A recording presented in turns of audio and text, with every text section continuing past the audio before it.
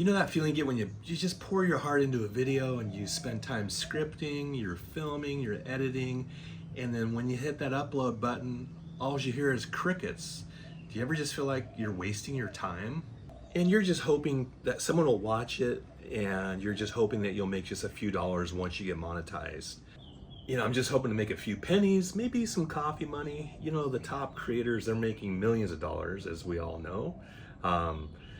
And sometimes I start to get the thought that, you know, this YouTube creator economy, whatever you want to call it, is just like one big pyramid scheme. But even worse than that, a lot of times I just feel like I'm a big loser and I haven't figured it out. And I know a lot of you are frustrated the same way. And so I'm going to just kind of share some of those frustrations, but I have some ideas I think that are going to help not only myself, but perhaps to help you as well. So I'm just going to share with 4 different things with you. Number one, why I kind of think it's a get-rich-quick scheme. I talked about the pyramid. Also, you know, the realities of getting monetized, it's very difficult.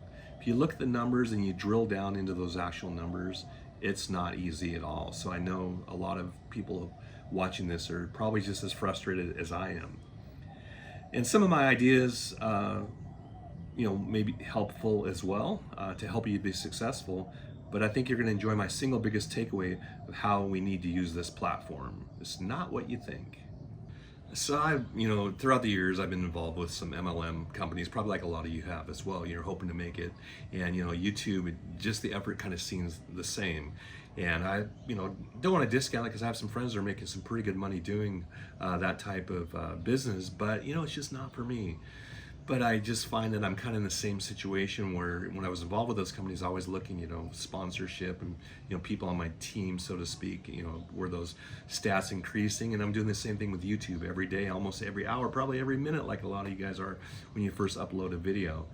So it's just, you know, a bit of a challenge, and that's where, you know, it kind of feels like it's kind of more that style of work. So we look at others, we see these guys making, you know, these great videos. Don't want to discount how well they've done. They're making a lot of money. They have beautiful studios. They are almost a celebrity status, and here we are, you know, in our kitchen or even in our closet trying to make these really cool videos. So, you know, we're sold this dream, but again, we're also trying to crack the code, and it can be very difficult. So here's a statistic that's going to blow your mind. Only 1/4 of 1% of the 50 million creators on YouTube make any money whatsoever. This includes people making only a single penny from ad revenues. I bet you had no idea. Less than 1 million people are actually making money on YouTube out of over 50 million. Also, another thing you may not realize is, you know, the ads that are on YouTube, on your videos, if you're not monetized, who's making that money, right? YouTube is. So you're doing all the work, creating all that content and putting in the effort, and you're not making anything until you reach those monetization goals, which can be really frustrating. You know, it almost feels like it's a game of chance for small creators. And it's, you know, the algorithm kind of elevates those that already have a huge auditorium full of people, and so to speak, and we're hoping to get, you know, man, maybe 1,000 people will watch our videos, which is actually pretty cool if you think about it. I mean, if you had 1,000 people standing in front of you, or if I had that right now, you know, talking to this camera, you know, I'd be pretty happy with that. So, you know, that's kind of one way we kind of have to look at things as well. So, you know, a few people at the top kind of benefit more, and I want to just share with you some of the realities of getting monetized. I think this will really help you. First off, you need 4,000 hours of watch time, and that watch time does not include shorts. So shorts are completely different. So you need every day for 365 days, 10.95 hours of watch time on your channel. And that's the only way you're going to get monetized, on average, of course. Watch time from shorts, again, does not count, but subs do. You also need to have 1,000 subscribers. But just keep in mind, if you're doing paid ads, like if you're trying to push your video out there and you're doing ads, those sub counts don't count. Subscriptions from those paid ads, also the watch time hours do not count as well. So for you to monetize, try to monetize via creating ads, it's not going to work for you. It's not even part of that program, so you have to be very careful on that. The other way to get monetized is you can have 10 million short views in 90 days. How many views is that per day? For 90 days, you need 1,000 or 111,111 views every single day for 90 days to hit that 10 million. Also, if you're trying to monetize shorts, vidIQ put out some numbers, one of their videos, and they said the average short, if it's monetized with 1,000 views, you make 13 cents. But with the long form, you make, I got my number right here, $5.70. So it's probably better to, kind of focus on long form if you really want to make the money, because that's 40 times more than what you would monetize with shorts. And the other thing I want to add about monetization, and a lot of people probably don't realize this, you need 4,000 hours in 365 days.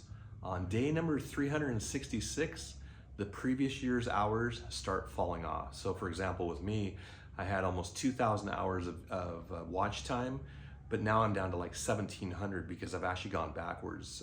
So a year ago, I had some videos that popped off pretty well, but those don't matter anymore. It's only what I do today and going forward, basically. And then once you hit those monetization goals, well, welcome to the bottom of the pyramid. So think about it. YouTube has created a system where they try to incentivize people, but they also keep that carrot out there so far that they can't quite make and reach those goals. So it works for YouTube, right? But it really doesn't work for us. So they still make money off the ads where we get nothing, right? Doesn't seem very fair. So the bottom line is we need to figure out how to get eyeballs away from the bigger channels. And the other thing I think a lot of people have to look at is that this is like a 2 to 5 year plan. It's not something that you just do it and within a couple months. And I think a lot of people, they get frustrated with that and they quit. And there are some people that do like these faceless channels. I've seen a lot of things on YouTube where they're making a lot of money doing those, and I don't even know how they get monetized because most of them are just stealing content from other people. But somehow they are actually able to do that. I don't know. Here's one of my first thoughts on that. We need to be consistent. Consistency matters. You want to build viewers' expectations, post on a regular schedule to keep your audience out there and to know that they can expect new content from you. It also improves algorithm favorability, so the upload signals that your channel is active and worth promoting. Also increases channel growth. A steady stream of content gives you more opportunities to attract new viewers and subscribers. And not only that, it increases watch time, which is really important. So more videos mean more opportunities for viewers to stay on your channel. And I think ultimately too, you just become a better creator as you're being consistent. Here's the first thing I think you need to know is that your voice matters. And you don't want to mimic other people and try to be who they are. You need to find your own voice.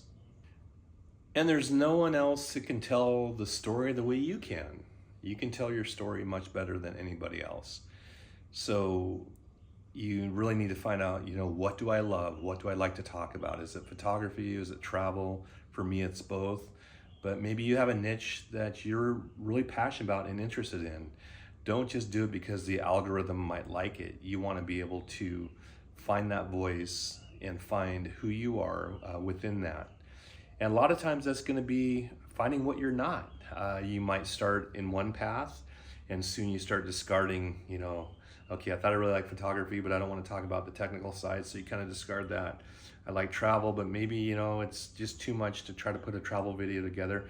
So eventually you kind of throw those things aside and eventually you'll kind of get in that direction that you need to find and hopefully, quote, find yourself or find your voice. So finding your voice is where your best content is going to come from. The other great thing about YouTube is a great marketing tool. I have a travel business where if you've watched my channel, you'll see that I take guests to Tanzania, and also one part I don't really show is I also do tours in Seattle, sightseeing tours.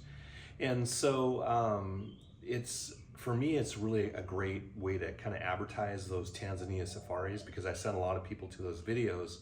Even though I'm not monetized and not making money from YouTube, so to speak, those videos that I'm sharing with people definitely help sell my safaris as well. So having said that, it is a great marketing tool, but the one thing I want to caution you about is you need to plan for what if YouTube, your channel, the product itself just disappeared tomorrow.